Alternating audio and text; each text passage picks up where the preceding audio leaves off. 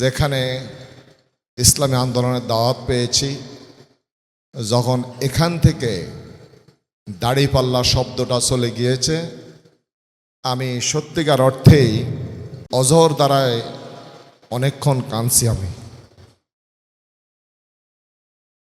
কৃতজ্ঞতা জানাচ্ছি যারা দোয়ায় শরিক ছিলেন, যারা আর্থিক কোরবানি দিয়েছেন, আমাকে ফোন করে খোঁজ নিয়েছেন। সার্বিকভাবে এই ইসলামী আন্দোলনকে এগিয়ে নেওয়ার জন্য দূরে থেকে, পাশে থেকে, কাছে থেকে যারা বিগত নির্বাচনে আমাকে সহযোগিতা করেছেন, আমি তাদের প্রতি কৃতজ্ঞ এবং তাদের কাছে ঋণী। আমার নির্বাচিত হয়ে যাওয়ার পরে আমি সত্যিকার অর্থে আপনাদের কিভাবে আমি আমার অনুভূতি ব্যক্ত করব আমি আসলে জানি না। আমার চিন্তায় এখনো মাথায় আসে নাই আমি এমপি নির্বাচিত হয়েছি। আমার ব্রেনে আসে নাই।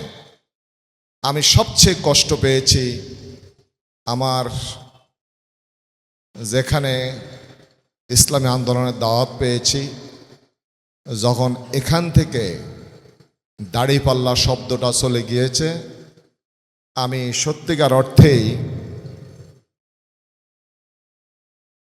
সংগঠনের ফায়সালা সিদ্ধান্ত অন করতে হবে, কিন্তু অজহর দ্বারায় অনেকক্ষণ কাঁদছি। আমি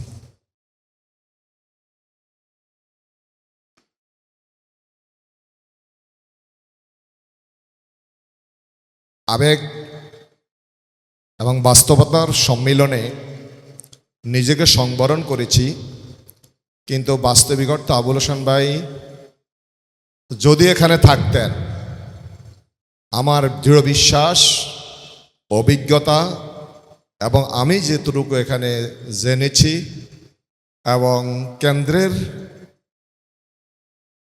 সার্ভের রিপোর্ট আমি দেখেছি, একাধিক রিপোর্ট দেখেছি, নিয়মিত পর্যবেক্ষণ করেছি, খোঁজ নিয়েছি।